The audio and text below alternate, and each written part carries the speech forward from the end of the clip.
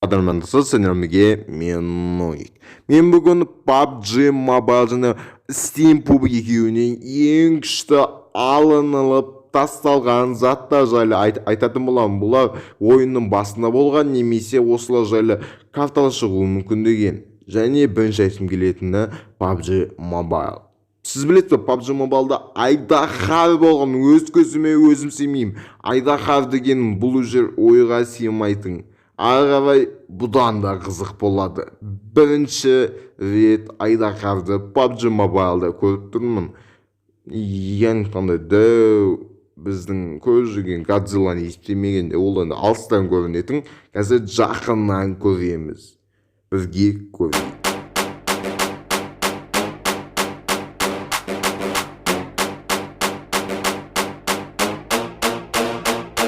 Және Steam Pub'та есіктің ашудың басқаша жолы болған. Теуіп ашу. Бұл теуіп ашу дегенде менің ойымша тіпті өте аз, тіпті маленький алынып тасталу. Себебі алда қазір көретініңіз сіздер өз көздеріңізге өздеріңіз сенбейсіздер. Теуіп ашу деген как-то батырский, как-то жауынға дух өзіншелік болып ашу деген ойға келем. Және дайындалатын жерде зомбилер болған.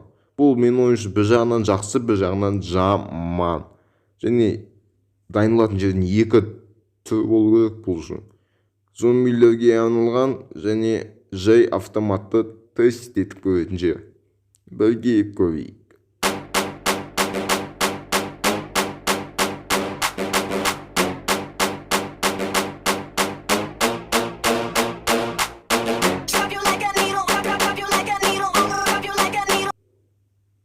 Және PUBG Mobile'да болмаған функция тек қытайлық нұсқасында ғана болған. Бұл жанға қарап дәлдеген прицел. Бұл кейінірек қосылды, бірақ сонда да бұны ұзақ күттік. Бұл PUBG Mobile'дан алып тасталған есептеледі. Және сіз білесіз бе, PUBG-дің Steam нұсқасында ат болған.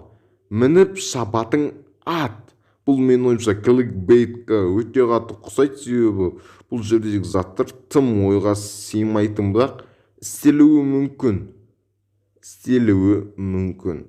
Істелгенде шығар. Бірақ мен атты өте қатты қалайтын. Және сіз білесіз бе, PUBG Mobile'да қытайлық нұсқасында бұғылар болған. Бұл да болуы мүмкін деп ойлаймын.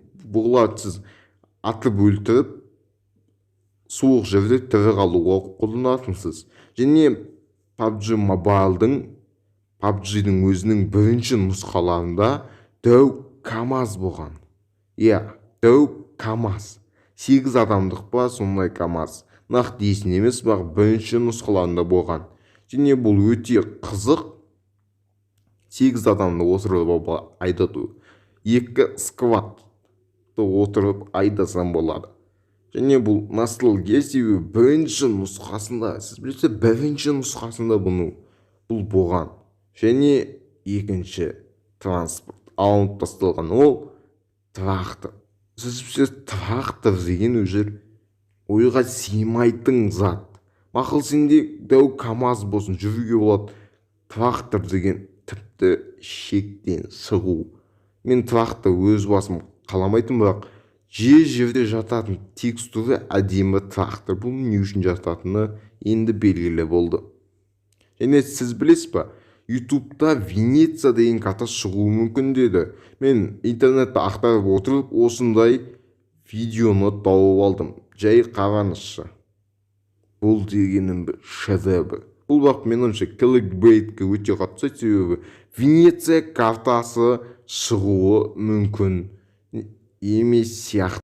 Достар, мен бұл мәліметтерді интернеттен алдым. Бұның көбісі өтірік болуы мүмкін. Мен нақты сенімді емеспін. Өтініш, арнаға жазылып лайк басуды ұмытпаңыздар. Сендермен болған мен Нұрик. Қос саламатты болыңыздар.